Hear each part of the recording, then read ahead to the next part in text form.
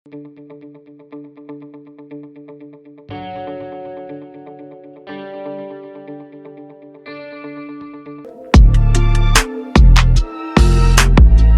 guys, welcome to the YouTube channel of Wings Ek Udan. Welcome guys, welcome to Wings Ek Udan. Guys कुछ दिन का break रहा because of various reasons. बीच में festival भी था, ईद भी थी, and belated Eid Mubarak to all of you. उम्मीद है कि आप सब ने अच्छे से ईद मनाई होगी, and we also pray for those people who were not in their homes because of the lockdown, who were away from their homes, and we hope that they reach their homes safely soon. दोस्तों काफ़ी सारे topics अभी तक हम कर चुके हैं, तो आगे बढ़ने से पहले, नेक्स्ट टॉपिक बढ़ने से पहले, कई लोगों की डिमांड थी कि कुछ एमसीक्यूज पहले करवाए जाएं, तो हम अब रेगुलरली एमसीक्यूज कराते रहेंगे आफ्टर एवरी 1 or 2 वीडियो, ताकि रिवीजन भी प्रॉपरली होते रहे। एमसीक्यूज करने का यहाँ मकसद है कि हम ना सिर्फ फैक्ट्स को जानें, ना सिर्फ हम ये देखें कि किस तरीके से जो हमारा नॉलेज है हम उसको इस्तेमाल कर पा रहे हैं नहीं कर पा रहे हैं, बल्कि हम ये भी देखें कि किस तरीके से एमसीक्यूज हमें सॉल्व करना है, किस तरीके की अप्रोच हमारी रहनी चाहिए। तो दोस्तों आज कुछ इंटरेस्टिंग एमसीक्यूज लेके आए हैं हम लोग आपके लिए, जिसमें थोड़ा बहुत डिस्कस भी करेंगे कि जो आंसर है वो क्यों है और जो आंसर नहीं है वो क्यों नहीं है, एलिमिनेशन मेथड क्या होता है, बहुत सारी चीज़ें ऐसे डिस्कस करेंगे दोस्तों। तो दोस्तों शुरुआत करते हैं आज की वीडियो की। आप में से जो लोग नए आए हैं हमारे चैनल पे, don't forget to subscribe and click the bell icon so that you will receive all the latest videos from our channel, the notification regarding the videos। and दोस्तों आप ज़रूर कमेंट करिए, लाइक करिए और शेयर करिए अपने दोस्तों के साथ। so let's start। शुरुआत करते हैं पहले क्वेश्चन से। which of the following sector contributes maximum to the GDP of India? इस क्वेश्चन को जाने से पहले हम क्वेश्चन समझते हैं। दोस्तों आपको याद होगा मैंने जीडीपी आपको पढ़ाया था। जीडीपी मैंने आपको बताया था कि the value of final goods and services produced in a country in a financial year. ये बात हुई थी हमारी पिछले वीडियोस पे। जिन लोगों ने नहीं देखा है जीडीपी वीडियो, हमारे प्लेलिस्ट में जाइए हमारे चैनल में, और जीडीपी इकोनॉमी में जाइए, वहां आपको जीडीपी के रिलेटेड वीडियोस मिल जाएंगे। दोस्तों जीडीपी में जैसे मैंने आपको बताया था कि काफ़ी सारी चीज़ें होती हैं, गुड्स होती हैं, सर्विसेज होती हैं, और इसी के रिगार्डिंग हम इनकी वैल्यू ऐड करके जीडीपी को कैलकुलेट करते हैं। और एक और कैटेगराइजेशन है जीडीपी में, जिसको हम कहते हैं प्राइमरी, सेकेंडरी एंड टर्शरी। कुछ सेक्टर्स हमने डिवाइड कर रखे हैं जिनकी कंट्रीब्यूशन हम देखते हैं एग्रीकल्चर में।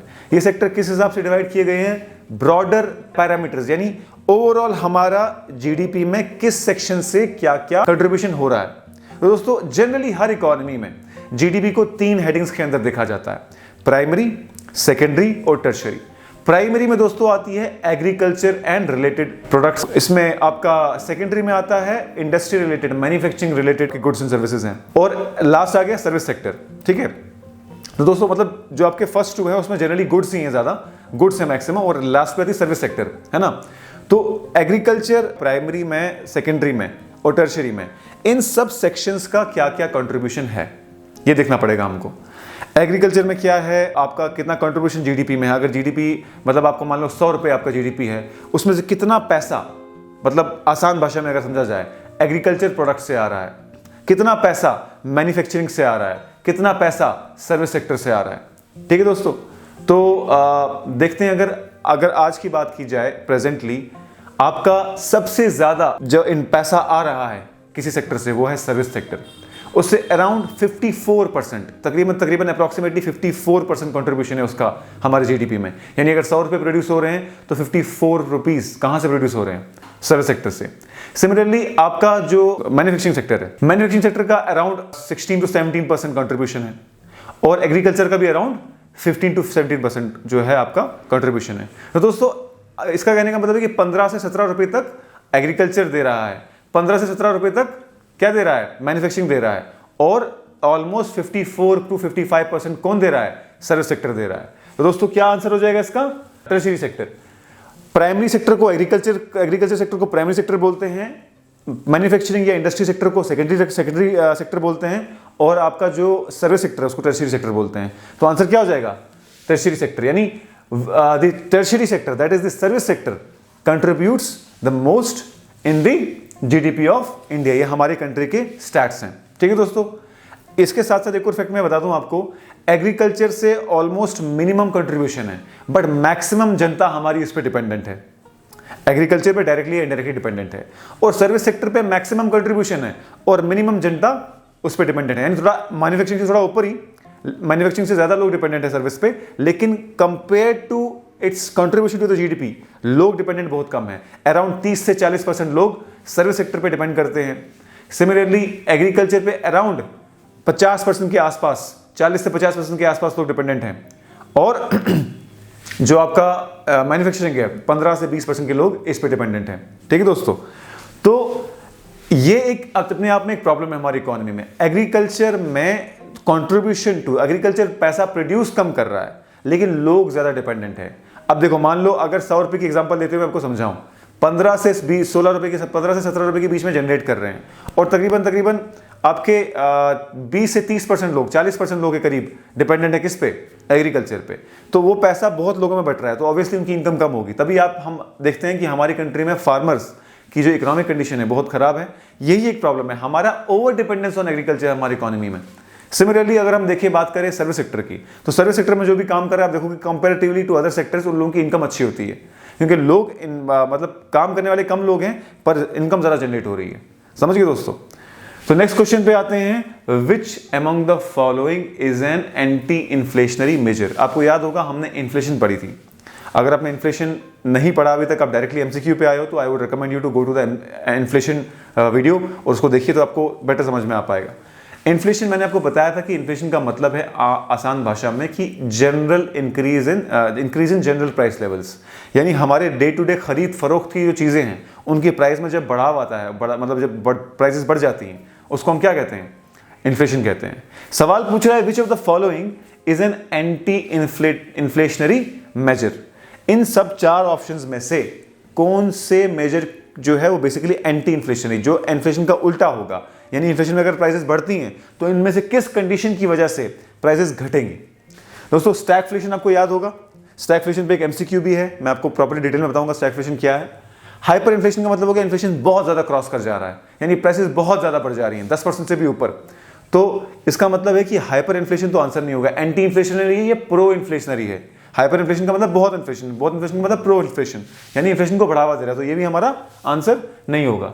और दोस्तों, डिफ्लेशन का होता है इन्फ्लेशन का कम होना, लेकिन सबसे ज्यादा आपका सूटेड आंसर होगा यहां डिसइन्फ्लेशन। डिसइन्फ्लेशन का मतलब हो गया इन्फ्लेशन का उल्टा, यानी इकोनॉमी में जिन कंडीशन की वजह से इन्फ्लेशन होती है वो कंडीशन रिवर्स हो जाए, इकोनॉमिक ग्रोथ कम हो जाए, मनी सप्लाई कम हो जाए, इनकी वजह से क्या होगा, इनकी वजह से आपका इन्फ्लेशन कम हो जाएगी, रिड्यूस हो जाएगी।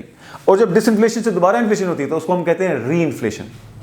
ठीक है दोस्तों, है ना। तो दोस्तों ये क्वेश्चन था, इसमें आप अगर आपको याद होगा, अगर इन्फ्लेशन आपको प्रॉपर्ली समझ में नहीं आया वहां पर भी, तो आप वीडियो को दोबारा देखिए, बहुत अच्छे से समझ में आ जाएगा, तब आप इस आंसर को प्रॉपर्ली कर पाएंगे। नेक्स्ट क्वेश्चन देखते हैं, the portion of NDTL, net demand and time liabilities, the portion of NDTL of a commercial bank which it has to keep with itself. कह रहा है कि वो कौन सा पोर्शन है बैंक का जो इसको अपने साथ रखना होता है, अपने पास रखना होता है। किसका portion, time and demand liabilities का। अगर आपको याद होगा बैंकिंग में मॉनेटरी पॉलिसी में हम डिस्कस किया था कि net time and demand liabilities क्या होता है। Net time and demand liabilities का मतलब हो गया कि जो आपकी डिमांड और टाइम जो अपने पास पैसे ले रखे लोगों के, जैसे सेविंग्स अकाउंट है, जैसे करंट अकाउंट है, दैट इज ऑन डिमांड, जो डिमांड करेगा आपको पे करना है, बैंक को पे करना है। सिमिलरली टाइम लायबिलिटीज क्या होती हैं, टाइम लायबिलिटीज होती हैं बैंक की वो लायबिलिटीज, बैंक की वो सेविंग्स जो एक टाइम के लिए क्या होता है, फिक्स होता है। फॉर एग्जांपल फिक्स डिपॉजिट जो 6 महीने 1 साल तक फिक्स रहते हैं। तो दोस्तों उसका परसेंटेज के बारे में बात कर रहा है कि कमर्शियल बैंक को ऐसा कौन सी चीज है इन सब 4 में से जिसको अपने पास रखना होता है। तो ऑप्शन देखते हैं दोस्तों, CRR, कैश रिजर्व रेशियो। आपको याद होगा दिस कैश रिजर्व रेशियो जो होता है बैंक को सेंट्रल बैंक के पास देना होता है। आप ऐसा आसान तरीका याद रखने का, C for CRR, C for central bank. तो सेंट्रल बैंक को अपने पास हर बैंक को सेंट्रल बैंक को कुछ पैसा देना होता है। जैसे आज के लिए 3% चल रहा है गैस, तो 3%, अगर आपकी बैंक में 100 रुपए net time and demand liabilities हैं, उसका 3 रुपए किसको देना है आपको, सेंट्रल बैंक को। ठीक है दोस्तों। Similarly there is SLR, statutory liquidity ratio. इसको भी याद रखना तरीका आसान है, S for SLR, S for self, यानी SLR को सेल्फ के पास रखना है, अपने पास रखना है।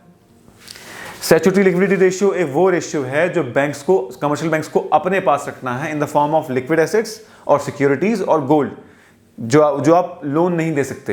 यानी 100 रुपए में से आजकल जो SLR चल रहा है 17% चल रहा है, उस 17% में से आपको 17 या 18% है, प्लीज क्रॉस चेक कर लीजिएगा, SLR को 100 रुपये में से वो 17 रुपये आपको अपने पास रखने होते हैं, 100 रुपये में से जो CRR के 3 रुपये वो सेंट्रल बैंक के पास रखने होते हैं। तो सवाल यही पूछ रहा है कि इनमें से कौन सा ऑप्शन है, कौन सी चीज़ है जो एक बैंक को, कमर्शियल बैंक को अपने पास रखना होता है। तो आंसर क्या हो जाएगा?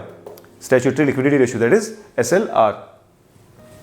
अगला क्वेश्चन है, which of the following is used as the headline inflation in India. दोस्तों, इन्फ्लेशन मेजर करने के बड़े तरीके हैं, बड़े पैरामीटर्स हैं। उनमें से बहुत ही मोस्ट कॉमनली यूज्ड है CPI एंड WPI। CPI का मतलब होता है कंज्यूमर प्राइस इंडेक्स, WPI का मतलब होता है होलसेल प्राइस इंडेक्स। तो दोस्तों, CPI जो है, CPI बेसिकली मेजर करता है inflation from retail buyer, from consumer, जो आम इंसान है, जो कंज्यूम करना है प्रोडक्ट्स को, सर्विसेज को, ये उस तरीके से, उस तरफ से देखता है इन्फ्लेशन को। यानी एक आम इंसान की पॉकेट पे कितना स्ट्रेस पड़ रहा है, कितना उसको पैसा खर्चना पड़ रहा है रोजमर्रा की खरीदो फरोख्त पे, एवरीडे एक्सपेंडिचर पे उसको कितना खर्चना पड़ रहा है, उसको मेजर करता है।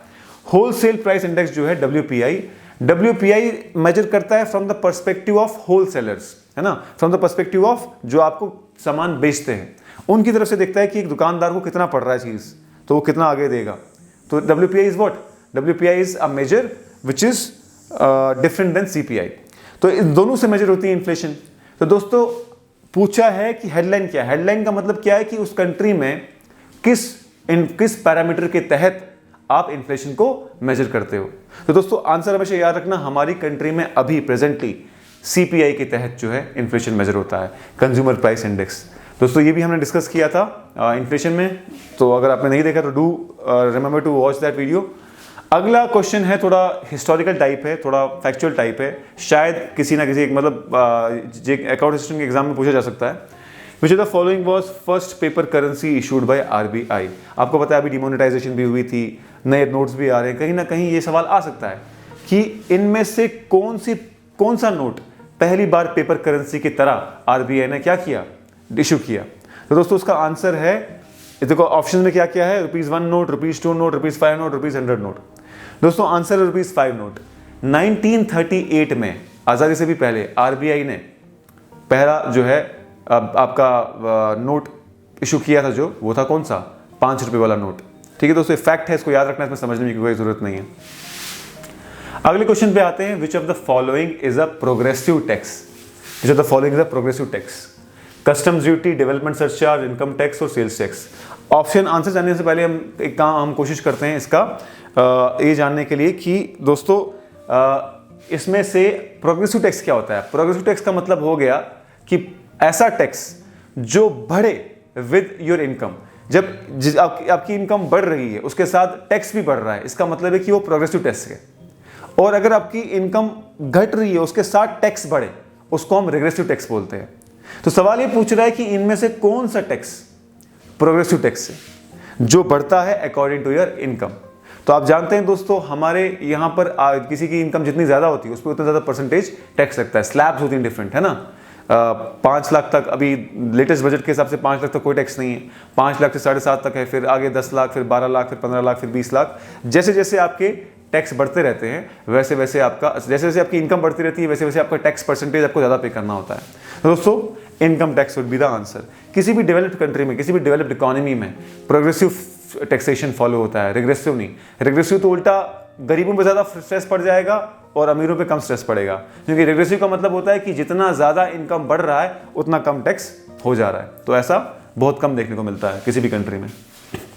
अगले क्वेश्चन पे आते हैं दोस्तों, which among the following term is used for coexistence of inflation and stagflation. दोस्तों, अगेन इन्फ्लेशन पे हमने काफ़ी डिटेल में डिस्कशन की थी इस टॉपिक पे। ये क्वेश्चन पूछ रहा है कि ऐसा कौन सा टर्म यूज होता है जब एक इकोनॉमी में स्टैग्नेशन और इन्फ्लेशन दोनों हो। स्टैग्नेशन का मतलब है कि इकोनॉमी ग्रोथ बहुत कम हो रही है, हो ही नहीं रही, स्टैग्नेंट हो गई इकोनॉमी। स्टैग्नेंट का मतलब क्या होता है, रुका हुआ। और इन्फ्लेशन दोनों साथ में हो। दोस्तों, जैसे कि आप जानते हैं, जनरली तो ऐसा होता है कि इकोनॉमिक ग्रोथ के साथ इन्फ्लेशन आता है, स्टैग्नेशन के साथ इन्फ्लेशन नहीं आता। लेकिन कभी कभार ऐसी सिचुएशन भी हो जाती है जब स्टैग्नेंसी भी होती है, इन्फ्लेशन भी होती है। ऐसी सिचुएशन जब भी हो उसको हम कहते हैं स्टैगफ्लेशन। तो दोस्तों, आंसर हो जाएगा स्टैगफ्लेशन। ठीक है दोस्तों। बाकी दोस्तों, नेक्स्ट क्वेश्चन है, which of the following is not taken into account in calculation of GDP। इनमें से कौन सा term gross domestic product measure करने में इस्तेमाल यानी टेक इनटू अकाउंट नहीं किया जाता? फाइनल वैल्यू ऑफ सर्विसेज पहला ऑप्शन है। दोस्तों मैंने आपको बताया था GDP is the value of final goods and services produce in economy in a financial year. तो दोस्तों ये तो ऑप्शन नहीं हो सकता क्योंकि ये कैलकुलेट किया जाता है। ये पूछ रहा है क्या नहीं कैलकुलेट किया जाता। नेक्स्ट आ गया डेप्रिसिएशन। क्या डेप्रिसिएशन कैलकुलेट की जाती है जीडीपी में? याद करो, जीडीपी ग्रॉस डोमेस्टिक प्रोडक्ट में ना तो डेप्रिसिएशन कैलकुलेट की जाती है और ना ही आपका नेट रेमिटेंसेस कैलकुलेट की जाती हैं। डेप्रिसिएशन जो है वो आपका इसमें नेट में प्रोड्यूस किया जाता है। नेट डोमेस्टिक प्रोडक्ट अगर हम कैलकुलेट करेंगे तो उसका मतलब है आप डेप्रिसिएशन निकाल रहे हैं। नेट नेशनल प्रोडक्ट अगर इस्तेमाल करेंगे तो इसका मतलब आप क्या कर रहे हैं? आप नेट रेमिटेंसेस को भी अकाउंट में ला रहे हैं। तो दोस्तों जीडीपी में तो दोनों नहीं आती, तो ना ही डेप्रिसिएशन आएगा और ना ही नेट रेमिटेंसेस आएंगे। तो आंसर क्या हो जाएगा? D, that is both B and C are not taken into account of calculation of GDP. दोस्तों ठीक है, क्लियर में हो गया, समझ में आया? नेक्स्ट क्वेश्चन पे आते हैं। विच of the following article in Indian constitution deals with budget? कहता है इनमें से कौन सा आर्टिकल इंडियन कॉन्स्टिट्यूशन में बजट से डील करता है? पहला आर्टिकल है आर्टिकल 280। दोस्तों अगर आपने पॉलिटी पढ़ी और रणधीर सर पढ़ा भी रहे हैं आपको, तो आगे पढ़ेंगे आप तो आपको पता चलेगा कि आर्टिकल 280 दरअसल फाइनेंस कमीशन के लिए है, कि ये फाइनेंस कमीशन के रिलेटेड है, वो आपको रणधीर से डिटेल में बताएंगे।